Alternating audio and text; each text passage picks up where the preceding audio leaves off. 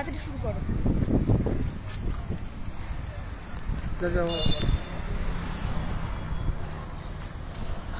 আজকে আমরা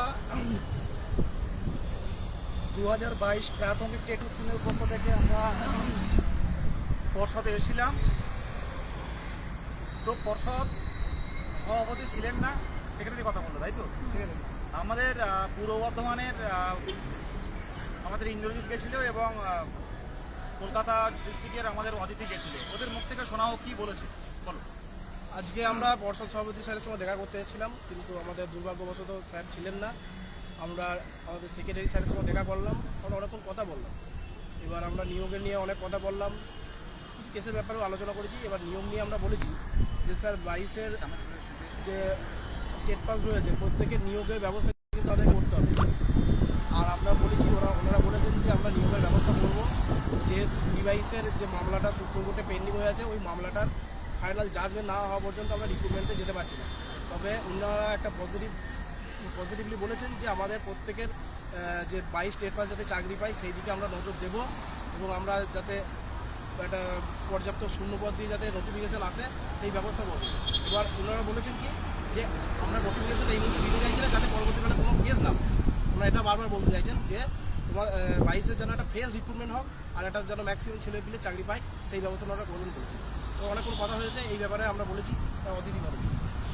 আমরা আজকে মাননীয় শ্রী রঞ্জন কুমার ঝা, যিনি সেক্রেটারি আছেন WBCS এক্সিকিউটিভ, ওনার সাথে আজকে আমরা দেখা করেছি, ওনার সাথে কথাও বলেছি। উনি আমাদের সাথে প্রায় 1 ঘন্টার উপরে কথা বলেছেন। পুরনো বিভিন্ন যে কেসগুলো আছে সেগুলো যাতে খুব তাড়াতাড়ি মিটিয়ে নতুন রিক্রুটমেন্ট করা যায় সেই বিষয়ে উনি যথেষ্ট পজিটিভলি বার্তা দিয়েছেন।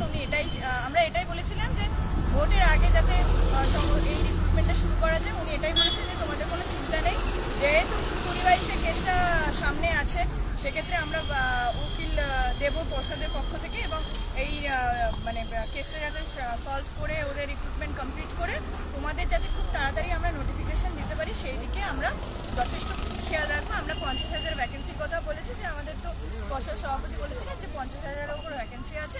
উনি বললেন যে আমরা তো এটা অর্থ দপ্তরের কাছে আমরা আবার ভ্যাকেন্সি চাইবো, তারপরে সেই ভ্যাকেন্সি তোমাদেরকে দেওয়া হবে। তোমাদের কোনো চিন্তা নেই,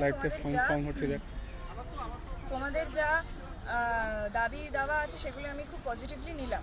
এবার উনি এটাই বলতে চাইছেন যে বিভিন্ন যে কেসগুলো আছে সেগুলো যাতে খুব তাড়াতাড়ি ডিসমিস হয়ে আমাদের যেহেতু স্বচ্ছ টেট, সেক্ষেত্রে মানে আমরা চাইছি যে মানে খুব তাড়াতাড়ি নিয়োগটা হোক, এবং স্বচ্ছভাবে যেহেতু টেটটা নেওয়া হয়েছিল স্বচ্ছভাবে আমাদের নিয়োগটা যেন সম্পূর্ণ করা যায়, এই বিষয়ে ওনারাও যথেষ্ট মানে ভেবে দেখেছেন বিষয়টা, এবং বলেছেন যে আমরা এটা চাইবো তোমাদের প্রত্যেকের চাকরি হোক, প্রত্যেকে তাড়াতাড়ি স্কুলে যাও, এবং খুব তাড়াতাড়ি যাতে মানে সমস্ত টেট পাসের চাকরি হয় সেটাও যেন হয়। আরেকটা জিনিস বলে রাখি, ম্যাটের হিয়ারিং আছে খুব সামনেই, তো বারবার তোমাদের কাছে 15ই মার্চ আছে, খুব তাড়াতাড়ি তোমাদের কাছে আমার একটাই অনুরোধ, প্লিজ ম্যাটের ফান্ডিংটা করো, যে যেখানে আছে যেভাবে আছে যা পারছো সেভাবে ম্যাটের ফান্ডিংটা করো, কারণ ম্যাটের ফান্ডিংটা খুব দরকার। ম্যাট না আটকালে কিন্তু আমাদের 22 সালের পক্ষে চাকরি পাওয়াটা খুব অসুবিধা হয়ে যাবে।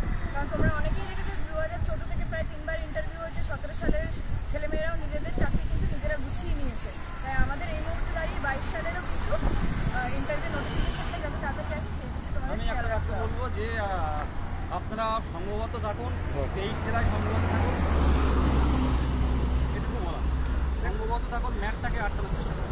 দেখুন, আমাদের প্রথমে একটা লাইভ হয়েছিল, কিন্তু লাইভটা টেকনিক্যাল ইস্যুতে আমাদের লাইভটা ডিলিট হয়ে গেছে, তাই এই লাইভটা করতে হচ্ছে। আর আমরা আমাদের সভাপতি সেক্রেটারি স্যারের সঙ্গে কথা বলেছি, এবার পরবর্তীকালে যাতে আমরা সভাপতি স্যারের সঙ্গে কথা বলতে পারি সেই ব্যবস্থা করবো।